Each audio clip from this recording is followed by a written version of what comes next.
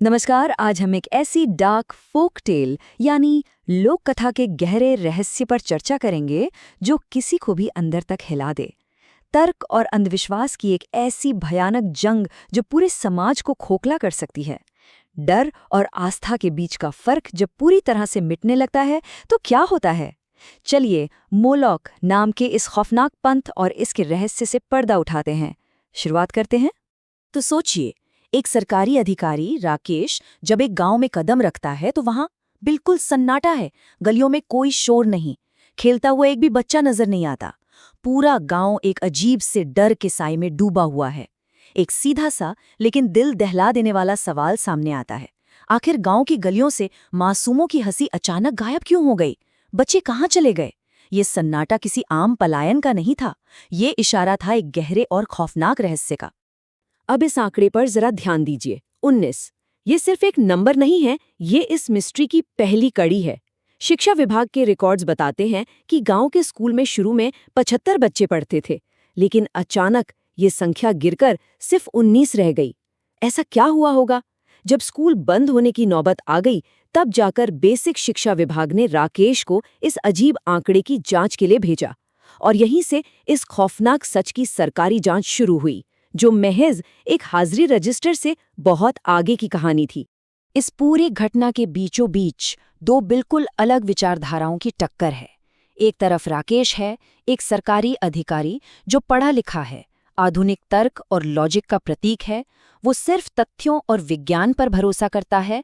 और दूसरी तरफ है अघोरम, गांव का सबसे ताकतवर पुजारी, जिसकी पूरी सत्ता अंधविश्वास, काले जादू और डर पर टिकी हुई है। तो ये सिर्फ एक विभागीय जांच नहीं रह गई थी, ये पुरानी अंधी आस्था और आधुनिक विज्ञान के बीच की सीधी जंग थी। राकेश का आना अघोरम की बरसों पुरानी ताकत के लिए सबसे बड़ा खतरा बन चुका था। लेकिन अघोरम की इस ताकत का असली स्रोत क्या था?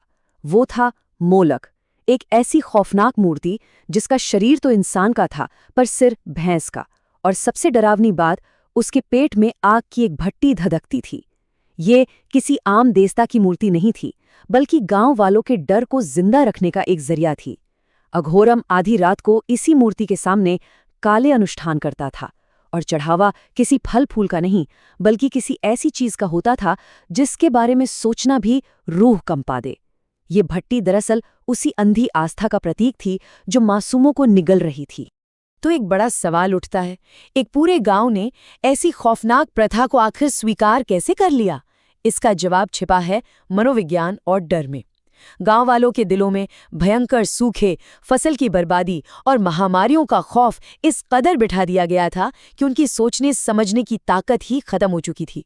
अघोरम ने उन्हें यकीन दिला दिया था कि पूरे गांव को बचाने के लिए किसी एक की बलि देना पाप नहीं, बल्कि एक जरूरी कीमत है। डर एक ऐसी चीज है जो सही और गलत के फर्क को मिटा देता है। जब अस्तित्व पर खतरा आता है ना, तब नैतिकता सबसे पहले दम तोड़ देती है।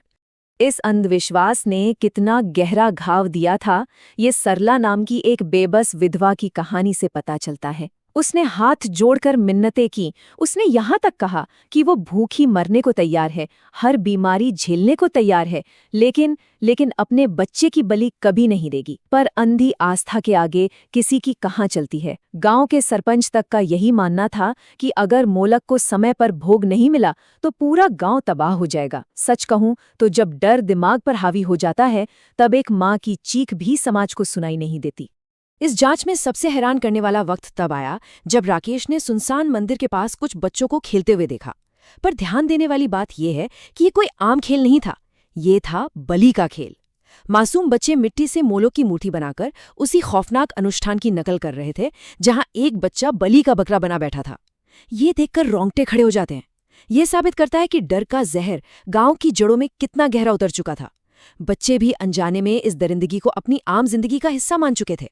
और इसके बाद पर्दा उठता है कहानी के सबसे घिनौने सच से। एक अकेले पल में अघोरम ने खुद ये स्वीकार किया कि गांव में पड़ा सूखा, जली हुई फसलें और बीमारियां ये कोई दैवीय श्राप नहीं था, ये सब उसकी खुद की रची हुई साजिश थी।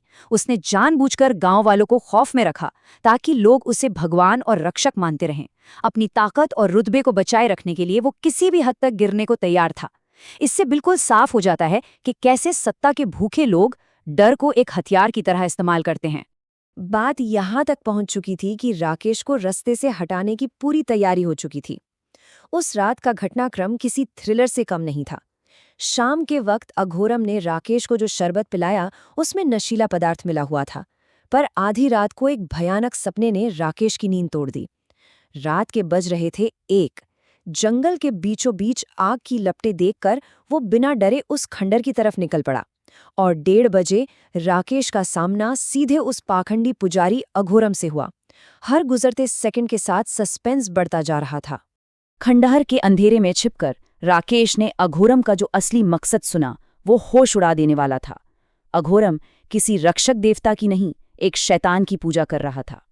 उसका मास्टर प्लान एकदम सटीक और बेहद भयानक था। पहला कदम, गांव वालों के दिलों में पूरा खौफ पैदा करना। दूसरा, शैतान मोलक के लिए इंसानी बलियों की मांग करना। तीसरा, उन मासूम आत्माओं की ऊर्जा को हासिल करना। और आखिरी कदम, ठीक 7 साल बाद शैतान का उत्तराधिकारी बनकर अमरता यानी इमॉर्टैलिटी पा लेना। ये कोई मामूली अंधविश्वास नहीं, बल्कि ताकत की एक शैतानी भूख थी, जिसे बड़ी बारीकी से अंजाम दिया जा रहा था। सच सामने आने के बाद खामोश रहने का तो सवाल ही नहीं उठता था। आधुनिक तर्क और लॉजिक ने उस शैतानी पाखंड की सीधी आंखों में देखा। राकेश अपनी जगह से बाहर आया और बिना किसी खौफ के अघोरम को ललकारा। उसने साफ शब्दों में कह दिया कि ये कोई पूजा पाठ नहीं, बल्कि काले जादू के नाम पर एक घिनौना खेल है। उसने अघोरम से कहा कि वो कोई पुजारी नहीं, मासूमों की जान लेने वाला एक क्रूर कातिल है। ये वो पल था जब सालों से चले आ रहे डर के खिलाफ पहली बार किसी ने आवाज उठाई थी। विज्ञान और सच झूठ के बिल्कुल सामने खड़े थे। पर ठहरिए, कहानी का सबसे बड़ा ट्विस्ट अभी बाकी था। अघोरम सोच रहा था कि वो राकेश को डरा लेगा, पर राकेश वहां अकेला नहीं था। जब शाम को उसे उस नशीले शरबत पर शक हुआ था, तभी उसने एक योजना बना ली थी। वो गांव वालों को अपने साथ उस खंडहर तक ले आया था। अंधेरे में छिपे गांव वालों ने अघोरम का सारा काला सच, उसका षड्यंत्र और उसकी अमरता की भूख अपने कानों से सुन ली थी। एक ही झटके में दशकों से चली आ रही अंधी आस्था का ढांचा गिर गया। उनका तथाकथित सिद्ध पुजारी हमेशा के लिए बेनकाब हो चुका था। जैसे ही सच का सामना हुआ, उसका अंजाम बेहद तेज और भयानक था। गांव वालों के गुस्से का ज्वालामुखी फट पड़ा। उन्होंने अघोरम को चारों तरफ से घेर लिया। एक बूढ़ा आदमी आगे आया, जिसके पोते की बलि अघोरम ने 20 साल पहले दी थी। आज हिसाब चुकाने का वक्त था। जिस मूर्ति और जिस आग के नाम पर अघोरम ने इतने सालों तक गांव वालों को डराया था, उसी आग की भट्टी में उसे धकेल दिया गया।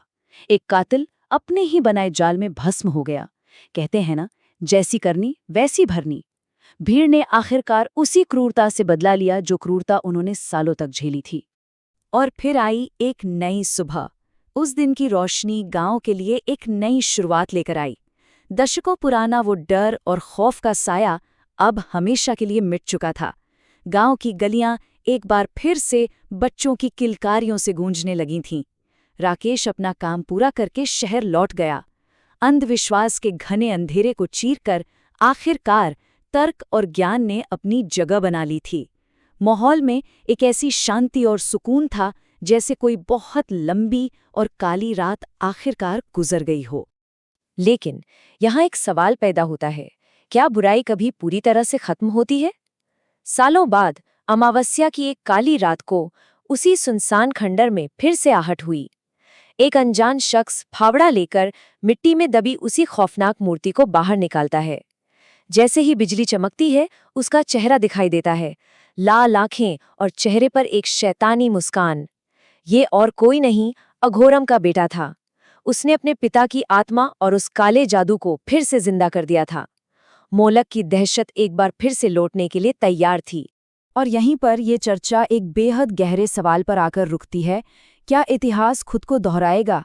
अघोरम के बेटे ने उस बुराई को वापस जिंदा कर दिया है। जब तक समाज में अज्ञानता और अंधी आस्था जैसी चीजें बची रहेंगी, तब तक बुराई नए चेहरे के साथ वापस आती रहेगी। तो सोचने वाली बात यह है कि क्या इस नए अंधेरे को मिटाने के लिए एक बार फिर से तर्क और ज्ञान को सामने आना पड़ेगा, या फिर ये डर और अंधविश्वास का दुष्चक्र ऐसे ही चलता रहेगा? इस रहस्यमयी कहानी के विश्लेषण में साथ जुड़ने के लिए बहुत बहुत धन्यवाद। मिलते हैं अगली बार एक और रोचक चर्चा के साथ।